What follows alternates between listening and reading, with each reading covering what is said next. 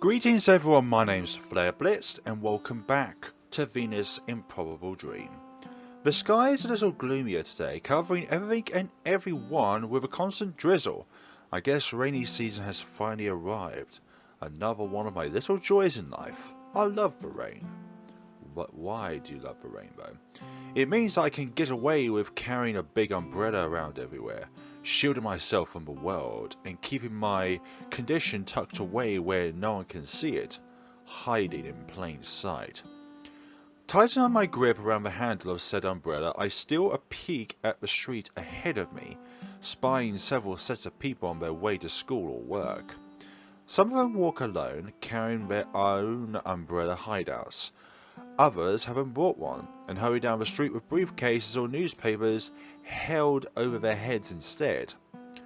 I almost met with a sight that makes me shiver. Couples sharing an umbrella, having to practically glue themselves to each other's sides in order to stay under its protection. I couldn't fathom being able to stand so close to another person.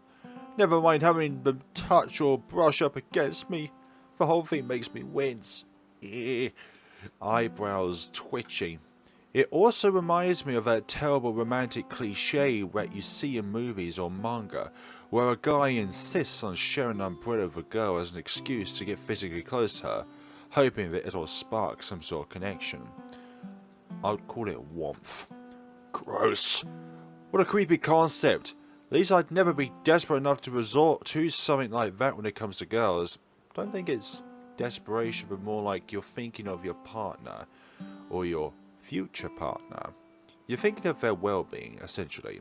What am I talking about? I don't do anything when it comes to girls. Besides, ain't no one getting under this umbrella. And then you will see Hakura just standing there without an umbrella. And then you would be too cold to not be able to share an umbrella with her. I'm finding it hard to concentrate due to the fact that Hakura and I are about to visit the library at lunchtime. As opposed to after school, my stomach is currently performing flips, exhaling and forcing my eyes back down onto my worksheet. I try to let go of my trepidation. If I can keep walking to a music club every day I'm at school, I'm sure I can manage this.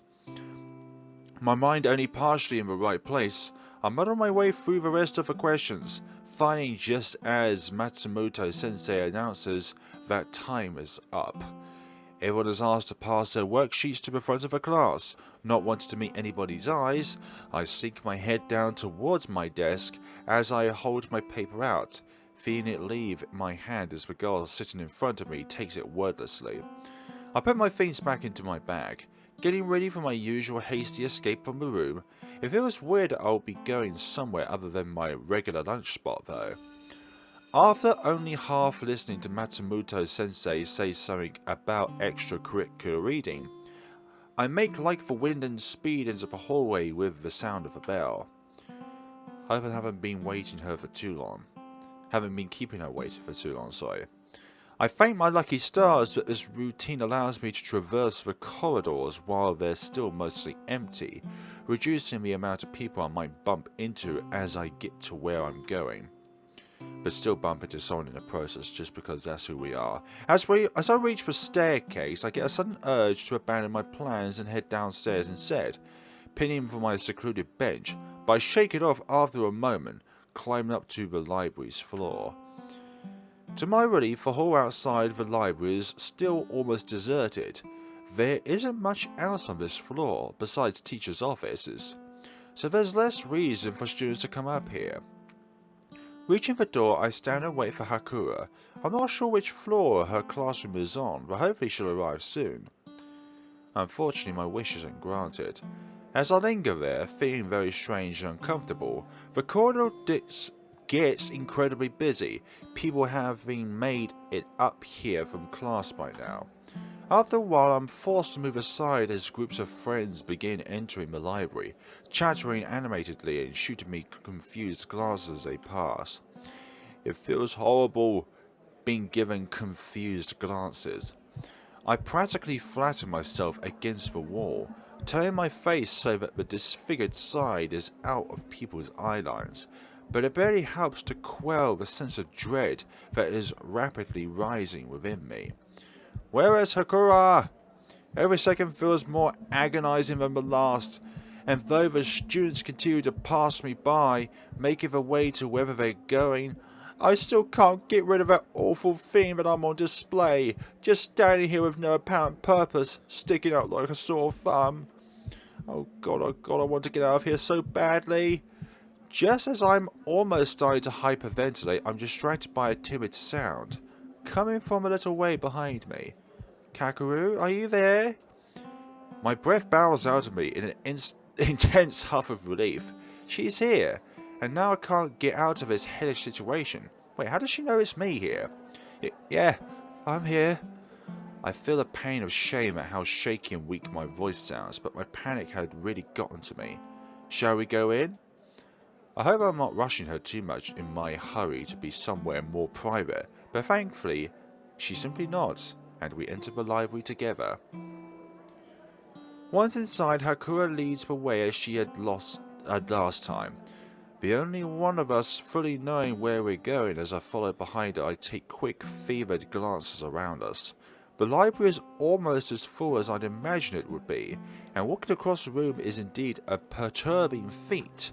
However, it doesn't take us too long to reach our destination, as looking up over Hakura's shoulder, I see a door I've never noticed before. I'll get it? I dart ahead of her, pulling the door open and holding it for her. She thanks me timidly as she enters, and I use the door as a makeshift piece of armour as I wait for her to pass, put it between myself and as many of the other faces in the room as possible.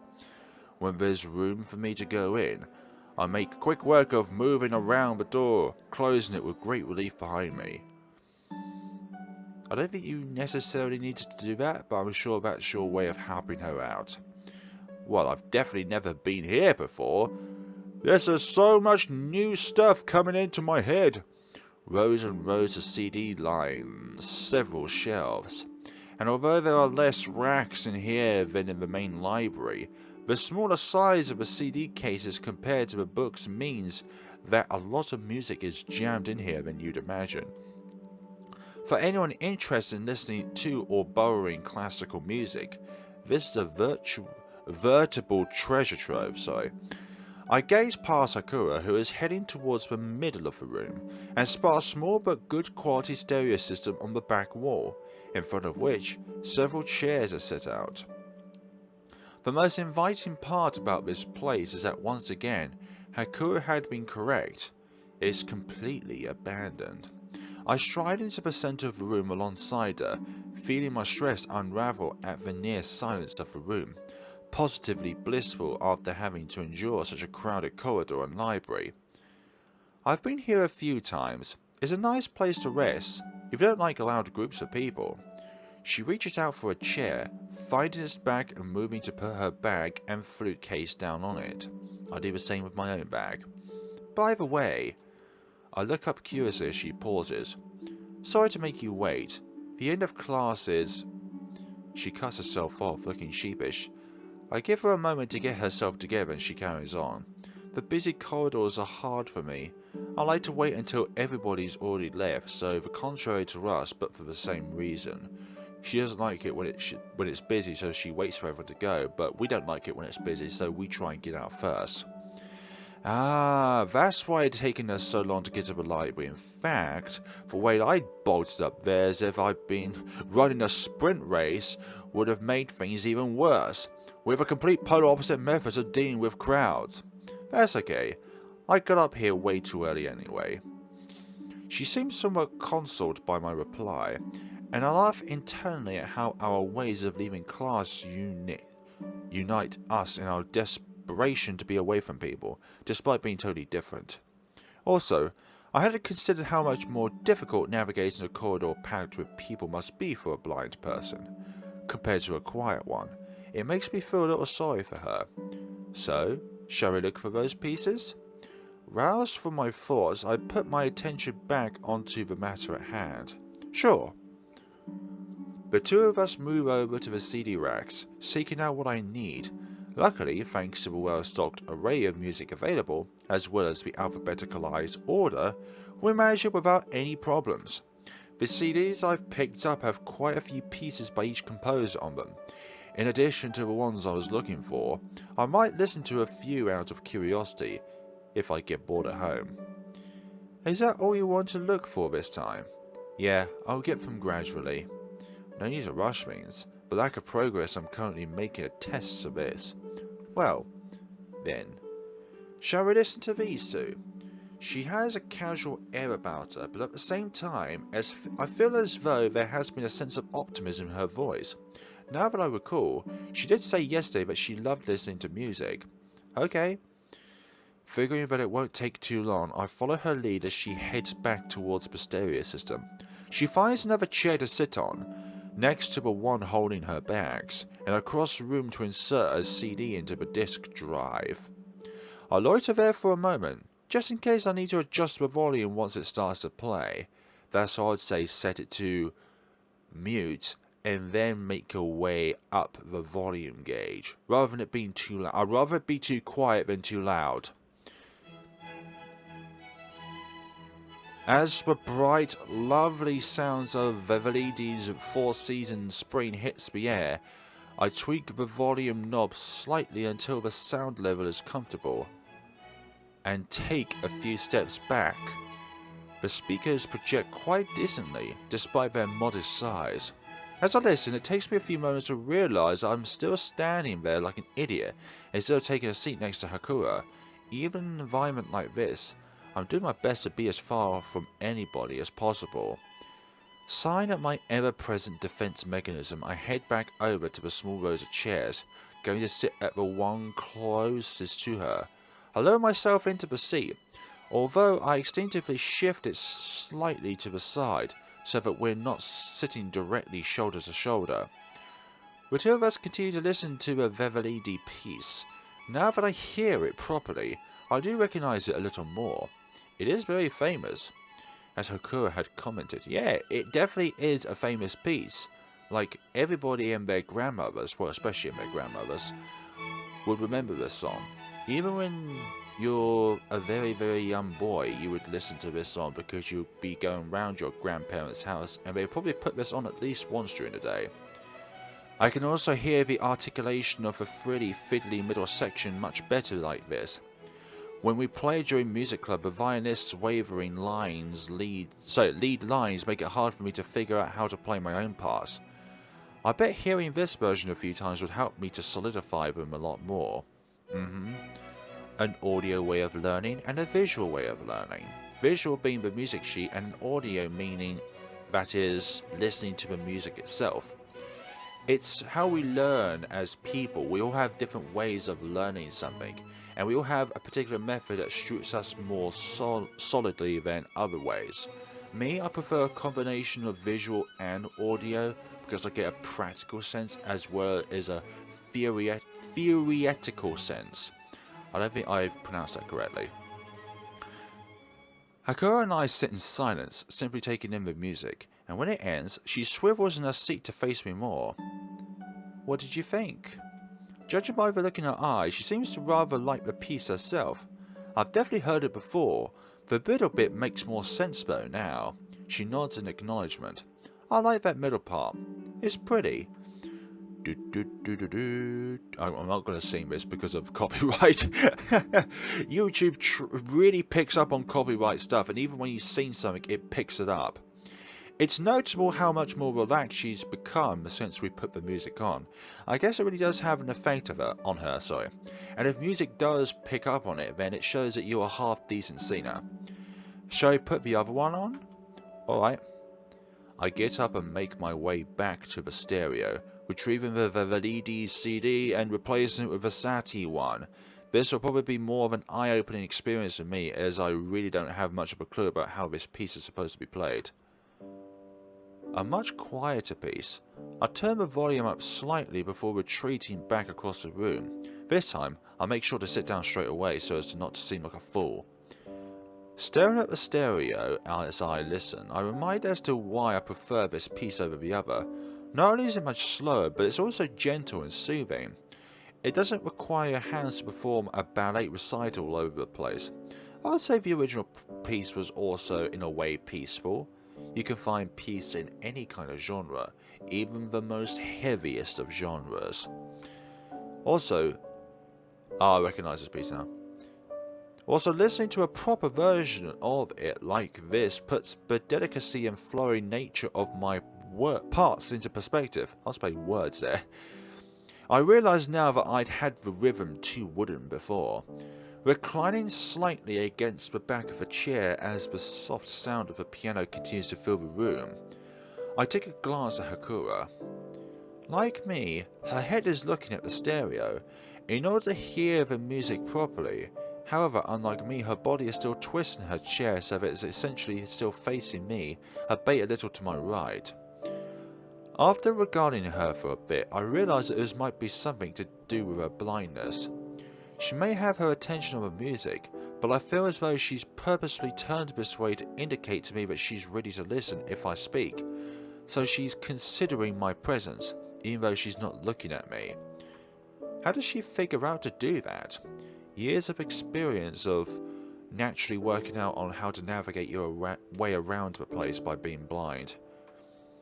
Like, if you can do something far better than someone else can when you have a disability that severely hinders you from being able to do that, then you should really take into account that nothing is impossible.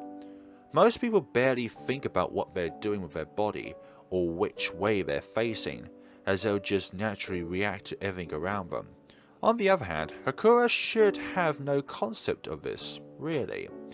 I guess it's not like I imagined at first. Maybe she's become hyper-aware of her potential ignorance towards people around her, and has developed habits like this to try to combat it. In a way, it's a lot more thoughtful than a lot of things regular people do. Don't let her down. She has a smile and has her hands together like that. It amazes me for a moment that Hakura would consider other people's feelings that much. She has every excuse if she accidentally ignores somebody, or doesn't address them fully when she speaks to them. The fact that she actively seems to worry about that stuff is, well, I guess she's just a nice person. You're correct on that. She seems to have proven as much already. With the amount of time she's offered to do something to help me out with the pieces I'm learning, the reason we're even in here right now. I guess it's just part of who she is. When the music stops, she looks towards me again, her eyeline matching her body position once more. It's really nice, isn't it? Yeah. She seems to have enjoyed this piece more than the VD one. Perhaps it's close to her personal tastes. Like a lullaby. I stand up once more, putting the CD back into its case and bringing them both back to my seat. So I can't take these out like books. Hakura nods affirmatively. Yes, they'll let you copy them onto your computer if you want. Ah, surprising, but useful, yes, so you don't have to make a count of physical copies being taken out, because I wouldn't think that CDs are more expensive to find, but rarer to find. I loathe to leave the quiet solace of this room behind, but if I want to borrow the CDs, then I don't really have a choice. When we emerge back into the brighter glow of the main library room, I see that it's slightly less crowded than it had been when we arrived. That's something at least. We head to the desk and I stumble through a second ordeal of checking out the items I want. Once I'm done, I'm relieved when Hakura suggests that we head out of the library. The hallway I'd almost had a panic attack in is much less busy than it had been there, too. Whew. Thanks for showing me the CDs. They'll be handy for practicing. No problem. What are you going to do now?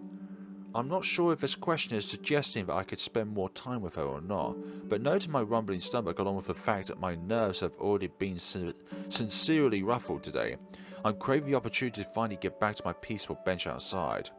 I think I'll have lunch now. Of course. Don't let me keep... Oh, come on, Akane! Look at what you said and her reaction. She wants to spend more time with you and yet you're ditching her? Come on. Be a gentleman.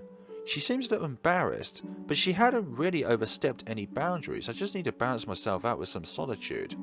Well, In a way, there's not a lot of point in going to talk to her again at the end of music club activities, since we've already seen each other. However, recording that little bit of reprieve it gives me to practice with her, as opposed to in the big room, I relent and decide anyway.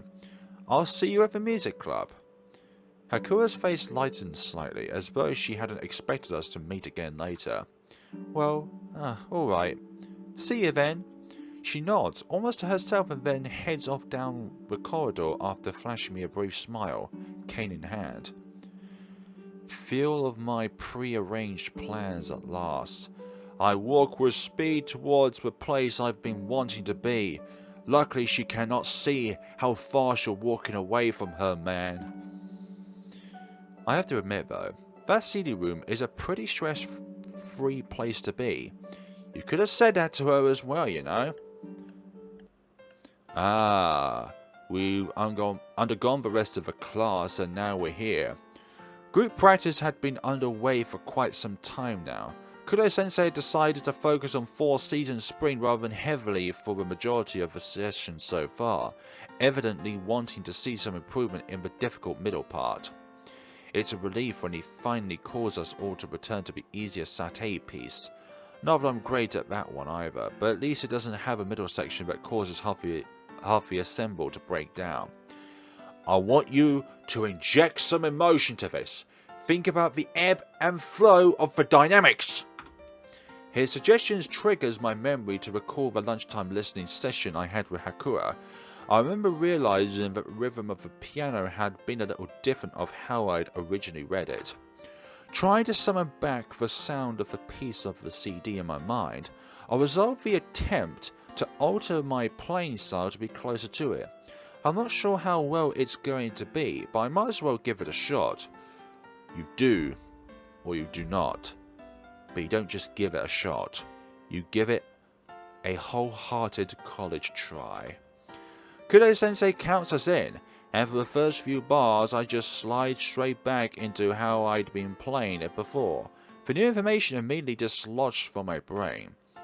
Fighting with both my head and my hands, I keep trying valiantly to recall how it had sounded on the CD, praying that my body would begin to emulate what my mind is hearing. My playing seems to jar against everybody else's, but to my surprise, once we complete a section and begin the opening repetition, something seems to change. That's a little closer, isn't it? I think I'm starting to get it. It's 3/4 time. Just count the beats in your head. 1, 2, 3, 1, 2, 3. Emphasize the first beat in the left hand. Huh? This is a little better. I feel like I'm more settled into the actual rhythm than I had been before. I don't think I understood how it was supposed to sound properly until today. I keep it up as best as I can. I do my utmost to maintain this alteration, and when the recital comes to an end, Kudo-sensei seems somewhat pleased. Not bad. A little improvement there. After saying this, he turns to me with a soft expression, lowering his voice. That piano is getting better, Akane. His comment causes quite a few club members to look my way, so my knee-jerk reaction is just to drop my head. However, as I contemplate one of the legs of the piano, my ears pick up on the few mumbles of agreement coming from the group. They thought I did okay. I can't quite say anything in return or raise my head to look at anyone, but I nod in both acknowledgement and thanks. I'm definitely not a fan of the attention I'm getting, but at least it's for a good reason. Exactly! The attention is not what you'd think to be what's on your face, but for something that you're doing. Did I actually do something slightly right for once? Good God, what is the world coming to? It's like gravity will go the opposite way soon. Well, since we're on something of a roll with this one, shall I try it again? There's a resounding murmur of approval, and everybody's focus moves back to their own instruments, allowing me to do the same. Now that I don't feel like every pair of eyes on the planet are on me. This might be the first time that I've proven to Kudo-sensei and the others, in the slightest manner, that it's worth having me around here. Preparing myself for another rendition, I send a slight silent thank you up to the heavens for allowing me this one moment of vindication, even if it's the only one I'll ever get. Alright, let's call it there for today. Any struggles, you know what to do. The noise level in the room blossoms into a constant drone, as usual, and I take a deep breath to steady myself as the other club members move away to group up with their friends.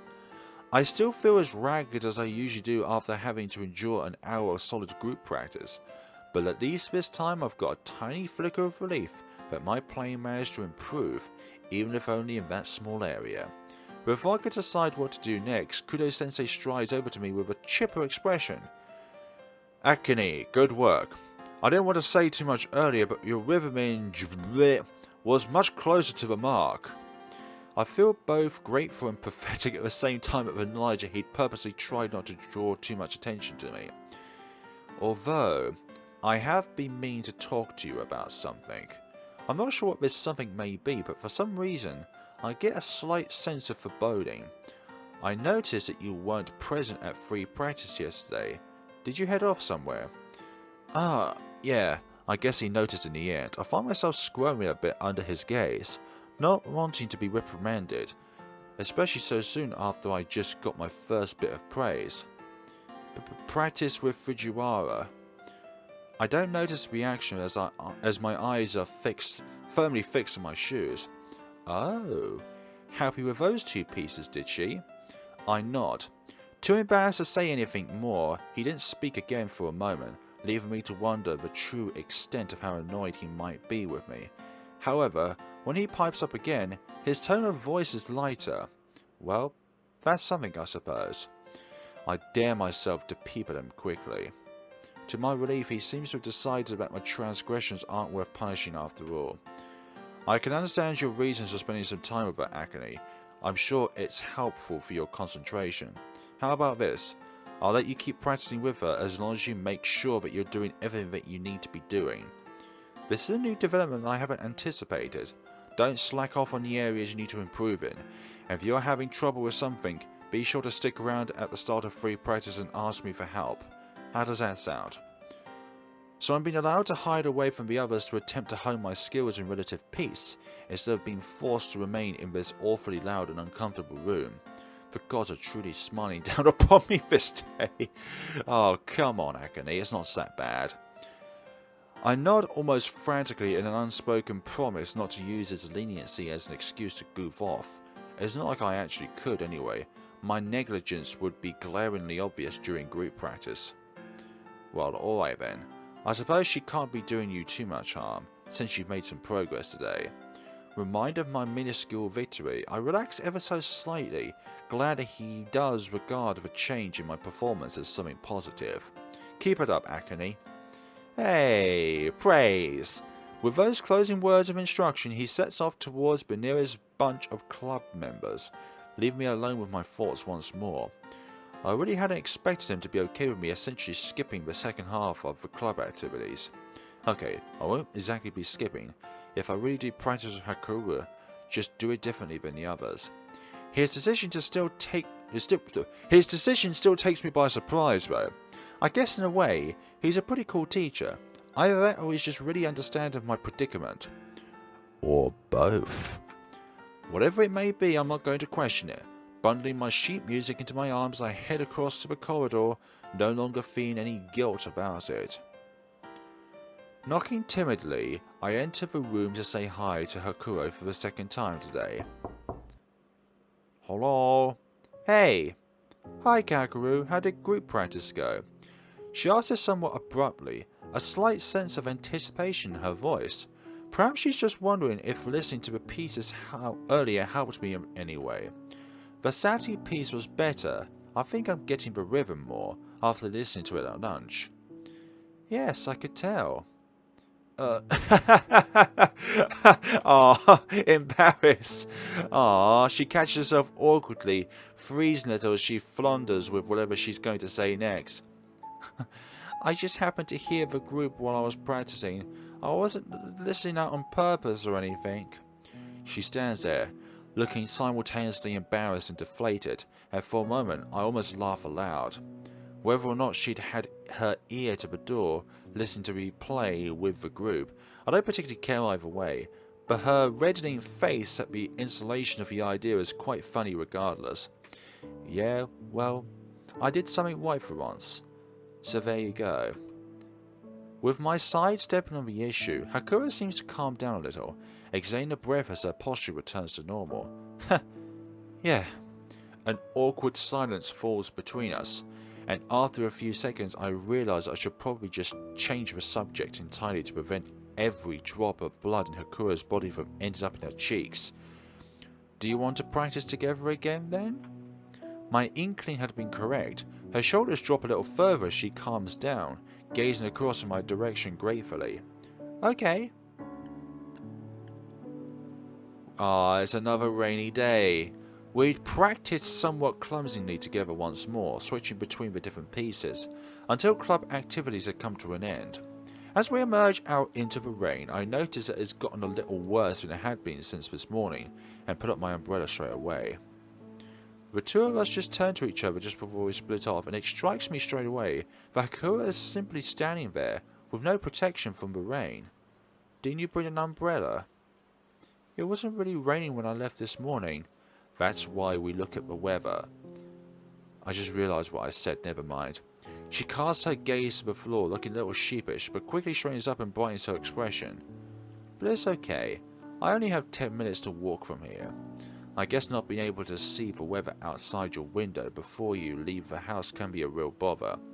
I'll see you tomorrow. She shoots a brief smile my way before turning and heading off down the road towards her house. I feel bad for her, but at the same time I suppose things like this probably happen to her every now and then. She must be used to it by now. I spin around to face the direction of my own way home, my footsteps emphasised by little splashes of water underfoot, but after a moment I find myself grinding to a halt.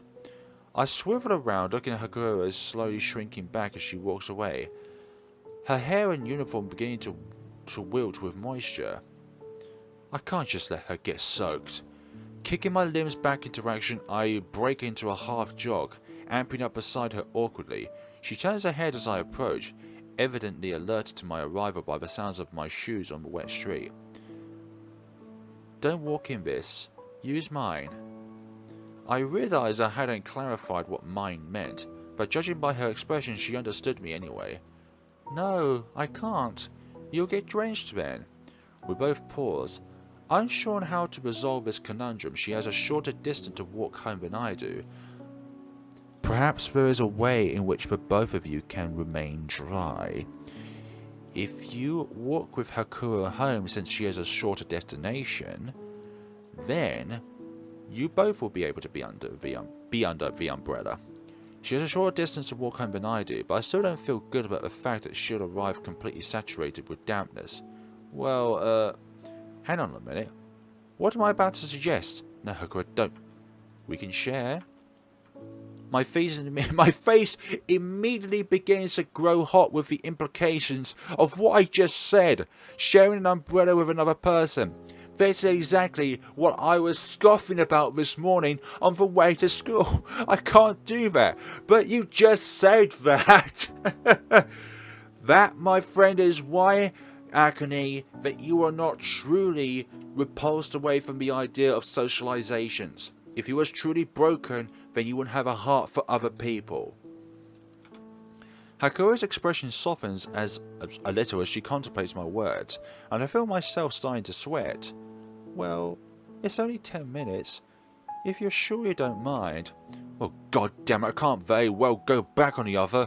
The thought of sharing this safe haven with someone else is just the worst, but, well, I mean, at least it's Hakura. She can't see the reason if I don't want to be physically close to anyone.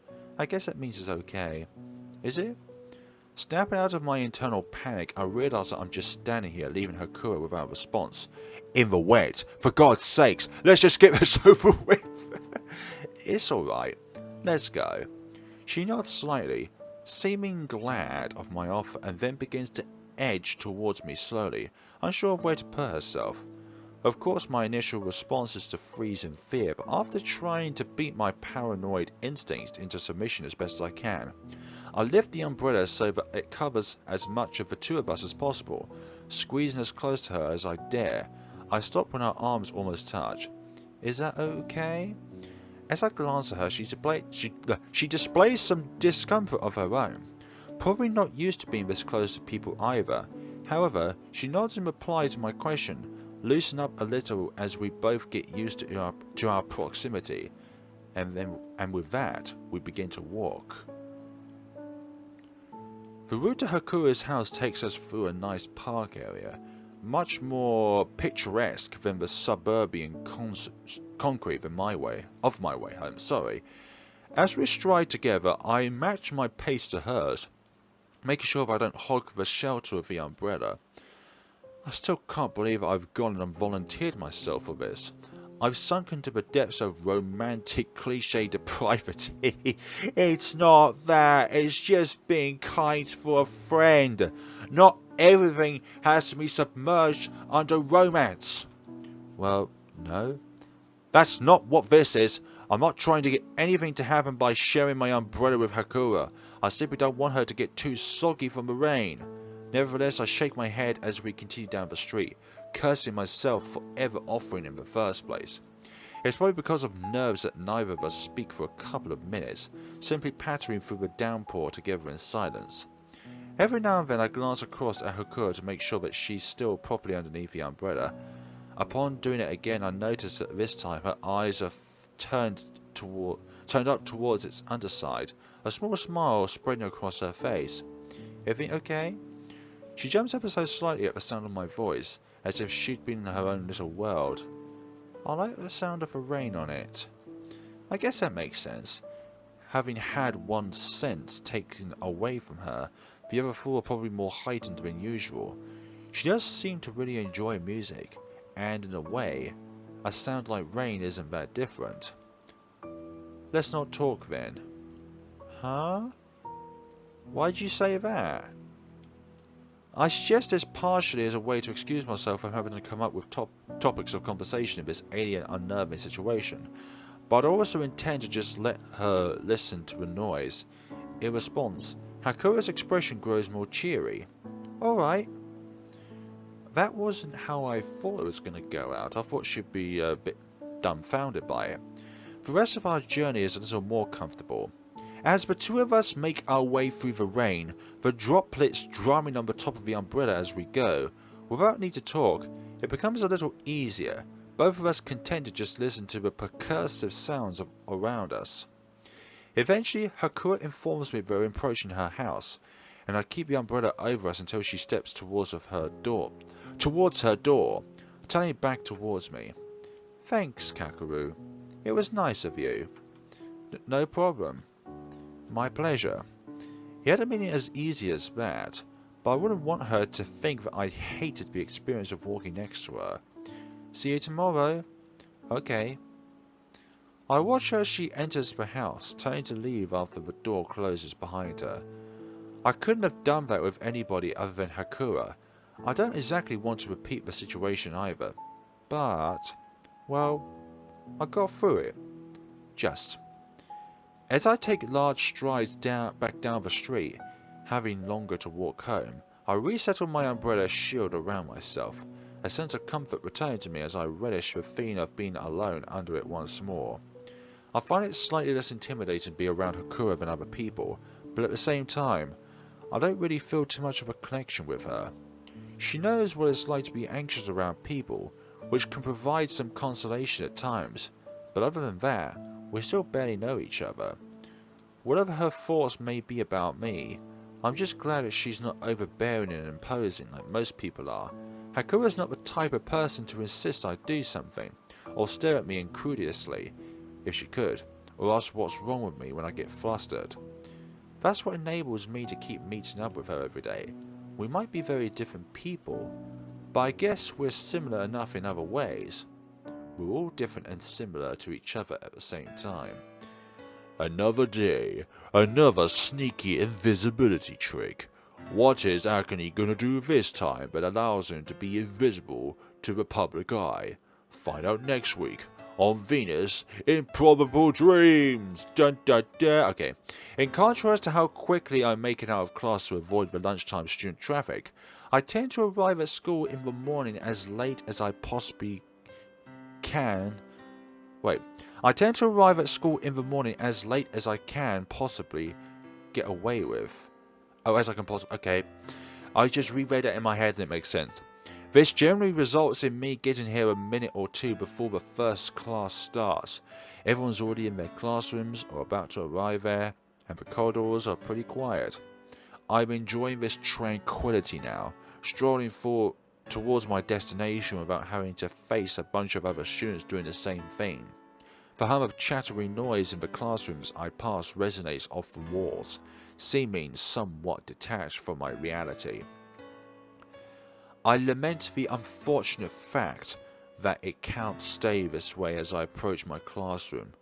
Time to wait for class to begin once more. After a few moments, I spy Mitsumoto-sensei turning to the board behind him.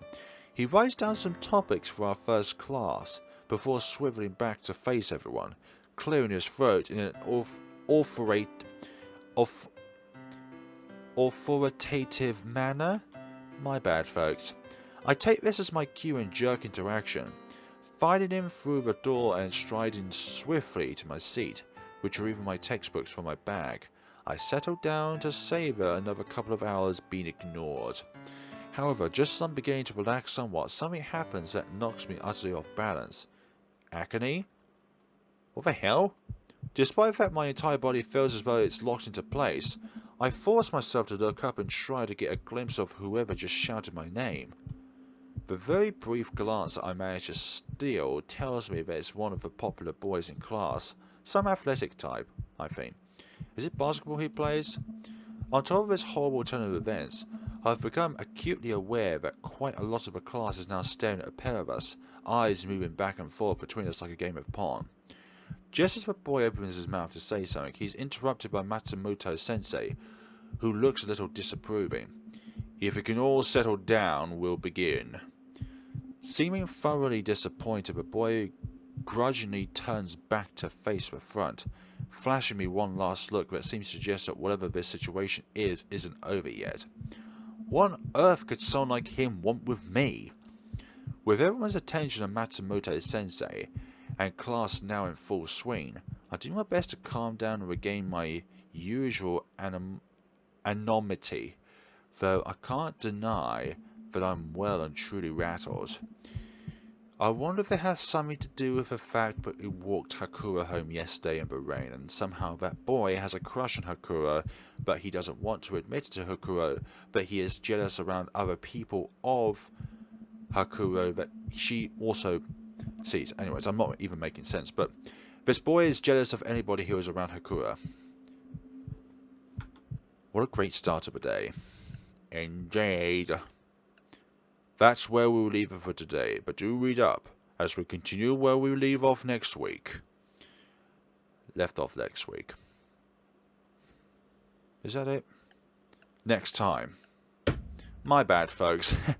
As I put away my things, I swallow nervously, still unsettled and anxious about what is probably about to happen. I can't imagine that this guy will just let me leave without addressing whatever his issue is. Hoisting my bag onto my back, I brace myself, my legs still poised to send me out of the classroom as quickly as possible when the bell rings out of habit. Just as it does. Akane. As I suspected, my exit is blocked by him, scrambling to get my attention again. He makes his way over, standing unnervingly close to my desk, and to my horror, two more boys follow his lead, crowding around and making me feel like a trapped animal. You got a girlfriend, Akane? I can't quite muster a response to such a random and unexpected question, even if for some ungodly reason I was able to get into some kind of romantic situation with someone. What's it to him? As I sit there, quivering under the weight of the sheer terror I'm feeling, all three boys start glancing and muttering between each other. It's like conspiracy, but conspiratorially, and then the boy who'd spoken first, the leader, I guess, pipes up again. That Fujiwara girl, you walked her home yesterday. Yeah, you shared an umbrella. You look pretty close. The three of them look at me expectantly, seeming eager to know the truth behind what they'd seen. I guess they must be in an after-school club like me, and happened to leave at the same time yesterday. As I continue to attempt to pull myself together rather unsuccessfully, I realise that their faces are expressing disdain. as if this interrogation is meant to humiliate me. It seems more like they're just genuinely curious. Even still, cornering me like this is incredibly uncomfortable for me, and I need to put an end to it quickly before something awful happens. Not dating, just friends. Oh really? We've never seen you with anyone like that before. Thought you might have got lucky. The boy snigger lightly. That's a difficult word for me to say without it sounding like something else. But I can't bring myself to join in. I've never even noticed her before. Do you think she's cute? Why? Do you? A collective laugh rises up from the room as the banter continues, the third boy getting defensive as his face reddens. I understand that they're just interested in a potential new couple in school. I guess that's what people my age are like. I'm just hating this attention so much. In fact, the longer I sit there, the worse it gets. And seeing that the conversation is diverted slightly, I stand up, barely in control of what I'm doing. Gotta go. I managed to blurt the words out clumsily before taking off on unsteady feet, not waiting to hear any backlash. God, that was so uncomfortable. I can understand that as well, actually. Not empathetically, but sympathetically. I hate the idea of being the centre of attention, even though right now I'm talking to a bunch of people. And even though I have webcam on sometimes, for other games, this doesn't feel as bad because I'm not physically looking at a lot of people. I'm only looking at a webcam. Thankfully, no one seems to have followed me to press for more details about my friendship with Hakura. So I push onward towards the stairwell, hoping to enjoy the rest of my lunch as I usually do. I'm just rounding the corner at the bottom of the stairs, the slightest tendrils of relief beginning to course through me, when a loud, nasal voice pierces the air, making me jump. Hey, that's him! I'm in the middle of convincing myself that the remark couldn't have been about me, when two girls I've never seen before come hurtling into my line of vision. We're in Fujiwara's class. Are you her boyfriend? Not this again. Come on, people. What's wrong with two friends? One helping the other on out because we've only got one umbrella between two people. What is wrong with one friend helping out another friend? What is it with school speculations and stuff like that being somewhat so on edge? Is it that dangerous to walk somebody home? Is that what happens when you stand next to someone for more than 10 seconds in eyeshot of other students? My heart rate goes right up again, panic returning to my whole body as I stand there, crippled with fear. The girl seemed a little perplexed by my lack of reply, the one who'd spoken looking a little irritated. You walked her home last night. Everyone's talking about it. I'm guessing that one of the students saw us and then decides to inform the rest of the school. Like, is that a horrible thing for two friends to walk side by side one another? No, it's not. But of course other students get giddy about it when something out of the loop happens. I know, isn't it so weird? Fujiwara never talks to anyone. They take a moment to gaze at each other furtively, goggling about the unusual scenario. I'm rooted to the spot. The grinning I'd gotten from the boys not a minute ago is still fresh in my mind. This is just pushing me over the edge. She doesn't even say hi to people. She just sits by herself. How did you get her to talk to you? I lick my lips in an attempt to loosen up my mouth, to try to get everything out to appease them, but it proves too difficult. I feel like my entire nervous system is on fire. Okay, I read that as something else, I don't know why. The girls cock their eyebrows at me in derision, evidently not understanding my terrified demeanour at all. Don't you speak either? Not when I have people jumping down my throat and staring at my face. As I try to still my quaking limbs, the girls turn back to each other again. I don't know what he sees in her. Anyway, it must be weird hanging out with a blind girl. It's not weird at all. How prejudiced can you be? Right, what do? They can't watch movies. I swear these girls need a severe psychological throttling. I wasn't going to say physical throttling. I was going to say that to the boys earlier, but not the girls. I would never hit a girl. I would only defend myself from a girl, depending on circumstances. The conversation devolves into the two of them gossiping back and forth, mainly at Hakura's expense, and the whole thing is pretty rude, especially considering that I'm still standing right in front of them. They seem to be rather shallow people. Yeah, shallow is one word, and the longer I listen to them question the point of talking to a blind person, the more offended I become. If Hakura could hear this, I'm sure she'd break down in tears. Glad that she's not here right now. I jump as the two girls fix me with their penetrating stares again. So, are you dating? Fueled ever so slightly by my disapproval of their ignorance, I find the strength to spit out a single word at last. No. The girls turn to each other in disappointment. Their hopes of having a new couple to judge dashed, and without saying anything else, I stride away quickly, wanting so desperately to just be somewhere that won't lead me to being questioned anymore. I practically leap up the stairs, my legs carrying me without any sort of plan, until I find myself on the highest floor of a building that students can access. My heart still pounding. The sheer lack of respect those girls displayed hits me again. It was pretty arduous of them to judge people that way. And if that's how they view a blind person, then I'm sure they currently have a field day gossiping about the state of my face now that I'm gone. Leaning against the wall for a moment in an attempt to steady myself, I realise that not only does word travel fast in an environment like this, but it seems only inevitable that doing something like walking someone home would arouse suspicion and interest. We are in a school after all, yeah, because students don't have anything else nice to say other than what's in the school, or what's out of school, referring to the school students that are within the same school or from different schools. Exhaling, I take a look around, noticing that instead of running off to my beloved bench, I've ended up here instead, on the library floor. God knows why I came here. I think I just panicked.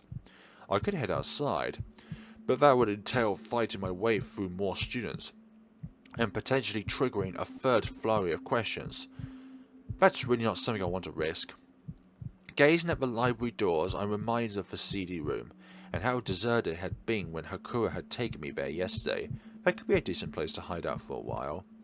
Feeling a little strange, but eager to be properly alone, I trudged down the hallway, pushing the large wooden door open and bracing myself for the glances that would probably come.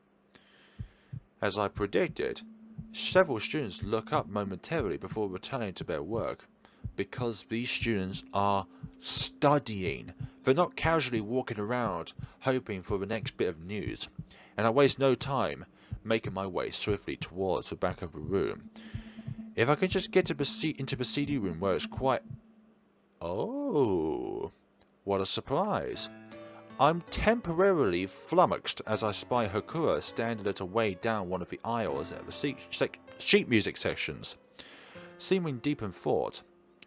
I'd expected her to see her, so her sudden appearance catches me off guard. However, as I survey the immediate area, I notice there aren't really any students around the section of the library.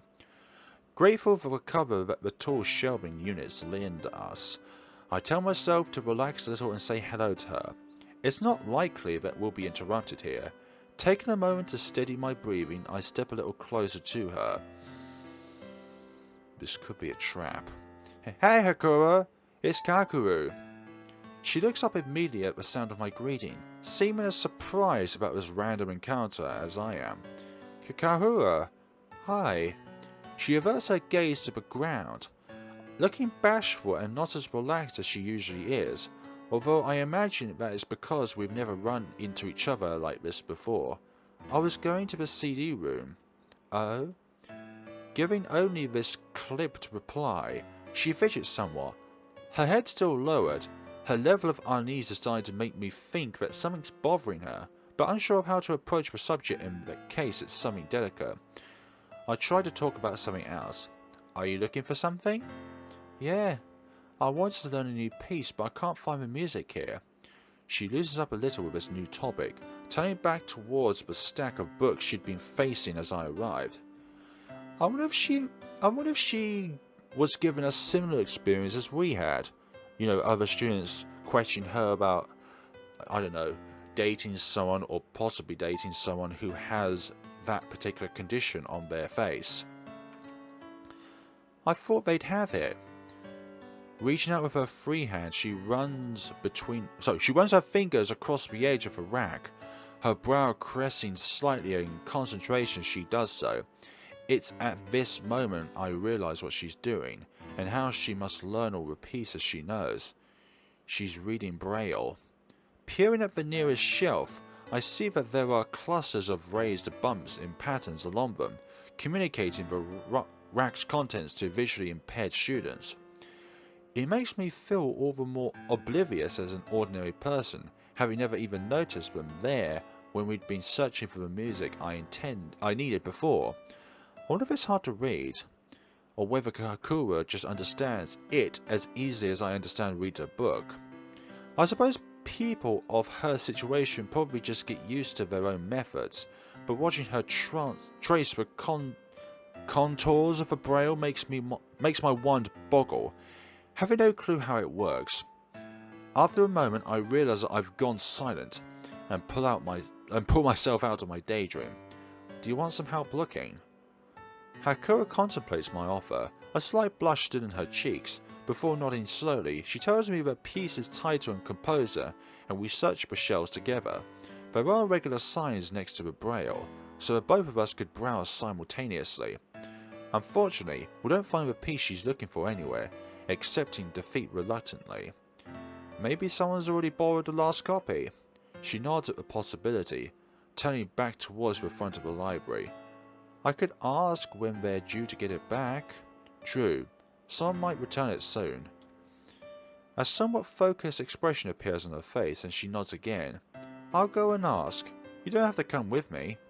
She looks in my direction, seeming to acknowledge the fact I probably don't want to go back into the busy part of the library full of other students. So she has been given the same or similar sort of experience, because when she says you don't have to come with me, that's probably an acknowledgement that she's received the same kind of experience from other students, because in some way that could interpret that Kakeru also senses that Akane has received the same experience that she has of being questioned by a student about their actions as friends together. So in that case, Kakeru senses that we've undergone a similar scenario and that she doesn't want us to be given any more attention than it's already been seeming to be. I know it didn't make much sense then, practically half of that. She looks in my direction, seeming to acknowledge the fact I probably don't want to go back into the busy part of the library full of other students. Are you sure? I don't want to leave her to endure an awkward and uncomfortable experience alone, but at the same time my mind and body are still a little shaken up from being accosted so aggressively earlier. I definitely don't want to be put on display anymore today. She nods a third time.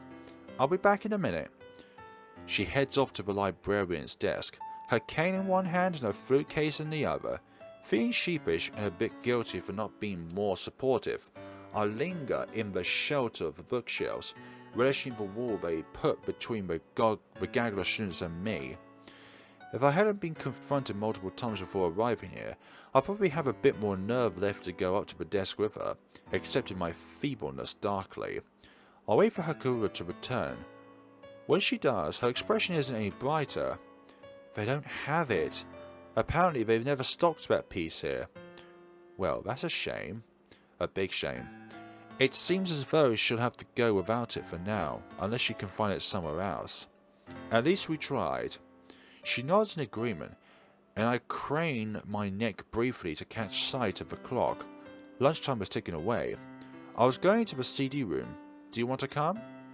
I'm well aware of how important solitude is to me, but given that Kakeru seems a little out of sorts today, I guess I wouldn't mind sharing my quiet space with her this time, if it would cheer up a little. However, she stiffens up at my suggestion, seeming on edge again. I was... She falters with her words, tensing her shoulders and looking a little panicked. It's a stance I'd probably take away more than I care to think about. Baffled, I feel very unsure of why Kakeru seems so twitchy around me today. She could be having some other problem that has nothing to do with me. But then again, now that I think about it, several groups of people I've never spoken to in my life have talked to me today, wanting to find out about my potential relationship with Hakura. It's possible that she's had similar treatment. Yes, I said this earlier. Remembering how seemingly gossip-obsessed those two rude girls from her class had been, it wouldn't surprise me if they'd ask her questions too. Perhaps she feels a little uncomfortable being around me because of something that has been said before lunch. I really hope that is not the case, but I kind of feel as though I should bring it up. I don't want Hakura to think that I've been spreading romantic rumours about the two of us or anything, although I'd like to think that she'd know that I wouldn't. Did anyone ask you about yesterday? Oh gosh, okay, our speculations are correct. Her expression is very bewildered. Judging by the way her eyes widen in response, I must have hit the nail on the head. She hides her face behind her hand for a moment in embarrassment, and I automatically feel bad for putting her in this position. It's not exactly an easy conversation for me to have either. After taking a few seconds to compose herself slightly, she opens her eyes again, removing her hand and looking rather disgruntled. How did you know? So I was right. Hakura has been subjected to the same interrogation as I have. That's not nice to hear. People ask me too. A lot of people. 2 boys from class and 2 girls from outside of class. I grimace again at the all too fresh memory of both my classmates and Hakura's trying to drill information out of me. At least the boys from my class were a bit more gentle about it, and less judgmental about Hakura. I'm not going to be trying to be sexist here, but I think girls are more interested in the situation that boys are, because girls, in some way, in some countries, like to think of it as more of a romantic scenario because they want their other female friends to do well, but at the same time it could also come from the other's perspective of being jealous because she's seen someone, and that the jealousy of them not being able to see someone because of their individualistic traits prevents them from having a boyfriend. And I think I didn't finish something off there, but I think boys are a little more assuring of other classmates because they kind of know what it feels like to be nervous around someone that they're attracted to. Her uncomfortable demeanour persists as she regards my legs awkwardly. Some of my classmates told me that they'd seen us walking home together and wanted to know if you were my boyfriend. They were pretty forward about it. For a second I wonder if I should tell her that those same girls had spoken very rudely about her in front of me, but then I realised it would only hurt her feelings, so I tactfully leave it out. They cornered me too. They were kind of scary. I laugh internally at the admission, although I feel as though their aggressive approach had warranted such a reaction. Hakura nods, seeming to agree. They kept insisting that we must be dating. I told them that we aren't. Yeah, I said the same thing. We both expressed this quickly, eager to make sure that the other one knows that we hadn't been putting any funny ideas around. However, I suddenly realised I denounced our relationship so quickly that it might have come across as rude. Hakura is a nice girl. I hope I didn't make it sound as though there is no way I'd consider it in a romantic way. Not that I do. Well, she's not unlikable, is what I'm saying. Jeez, this is exhausting to even think about. Thankfully, Hakura doesn't seem to have taken it that way. Although a tense silence has fallen between us, I get the feeling that we're both just caught up in our thoughts. Well, I'm going to the CD room. We should probably make the most of the rest of our lunchtime, instead of wasting it by standing here and being embarrassed. I think I'll go and eat lunch. So we're on opposite scales again now. She seems eager to get out of here, and I can't blame her. Although a small part of me is wondering if being around me after all the speculation is making her feel uncomfortable. If that's the case, then I better let her go. My invitation for her to join me in the CD room will have to wait for another time. Okay, I'll see you in music club then. She nods, still looking very shy, and skitters away towards the front of the room. I watch her until she disappears through the door and then leave myself, heading in the opposite direction and into the CD room. Your disabilities don't define you. Your actions and your words do. The lack of noise in here serves to cool my nerves down further as I take a seat in front of the stereo. A bit of music while I sit here in peace for the remainder of lunch time will go down nicely. I reach into my bag, retrieving the CDs I'd already borrowed, and figuring that I should probably listen to the club pieces again, in hope that it might trigger another small improvement. As I return to my seat, I feel my stomach begin to growl hungrily. Of course, I haven't eaten yet. We're definitely not allowed to eat in the library, so eating here is probably also a no-go. However, casting around the otherwise empty room mischievously, I surmise that no one's likely to come barging in here, judging by how rarely the room is used. I somehow sense that Hakura is going to barge in here with a quick turnaround decision.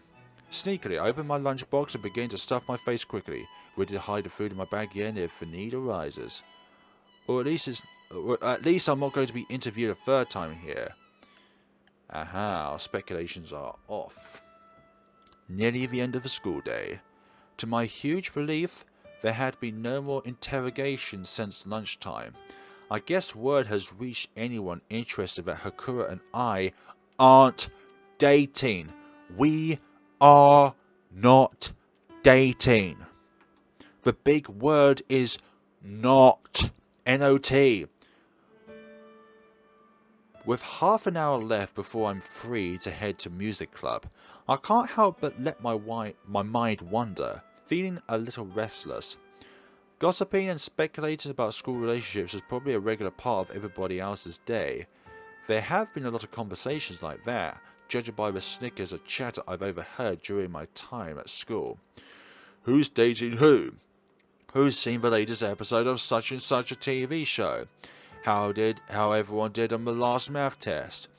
Who's got the nicest hair out of all the boys on the swim team? Who has the most abs? These are the kind of things my classmates talk about, conversations I've never been involved in.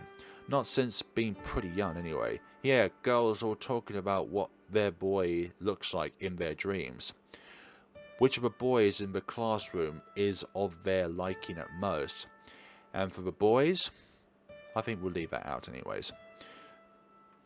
It doesn't stop when school ends either.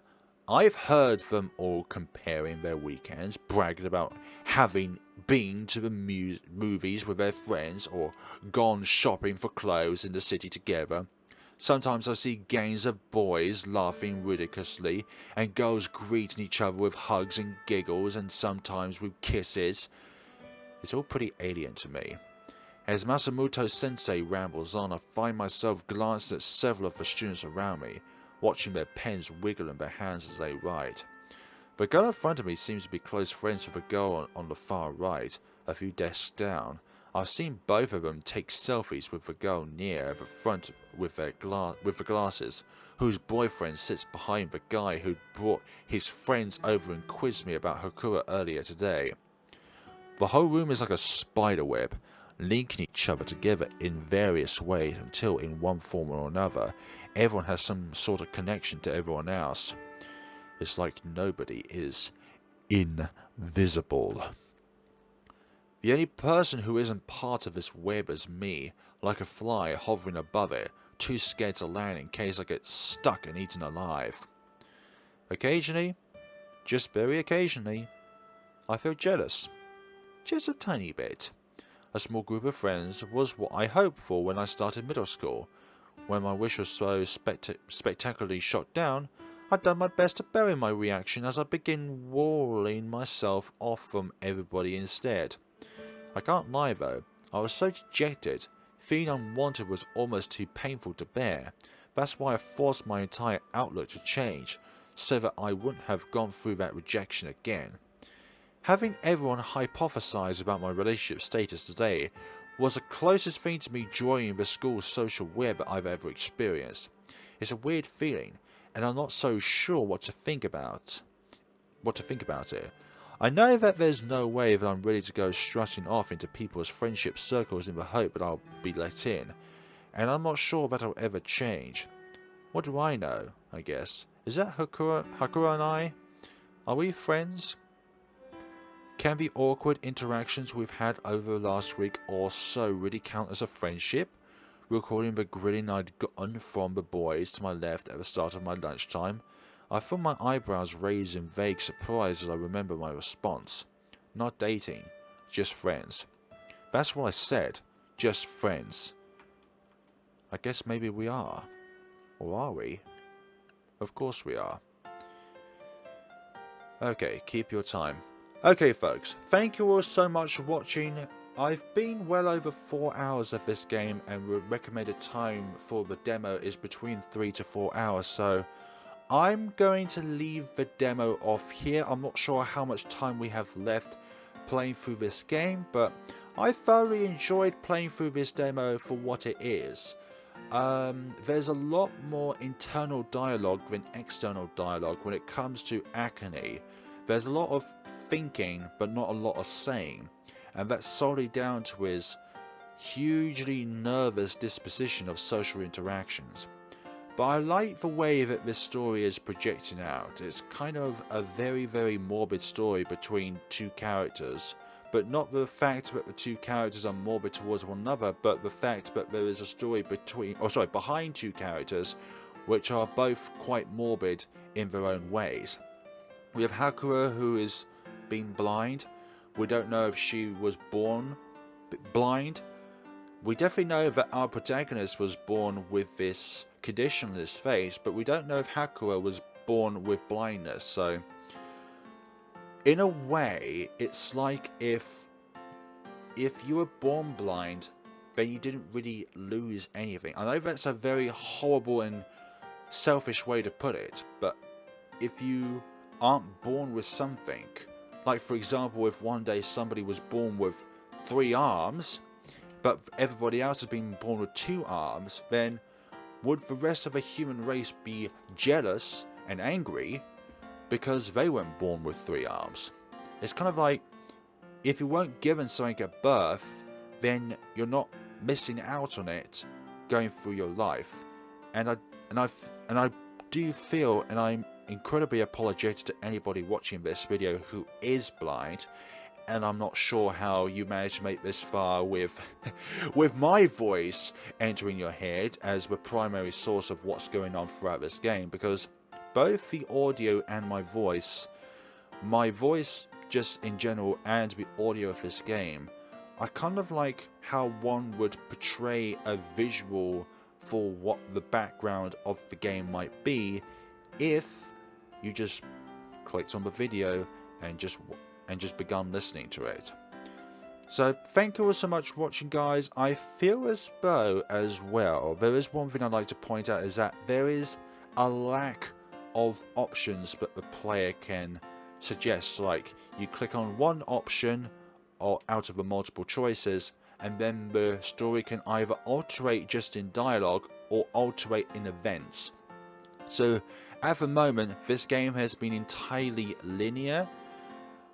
I'm not prepared to play the rest of this game in another video because I feel like the video itself is going to be too short with the time left, but we're already nearly 1¼ hours in. So thank you all so much for watching, guys. Thank you so much to the developer for reaching out to me in regards to their game. You have made a splendid experience so far.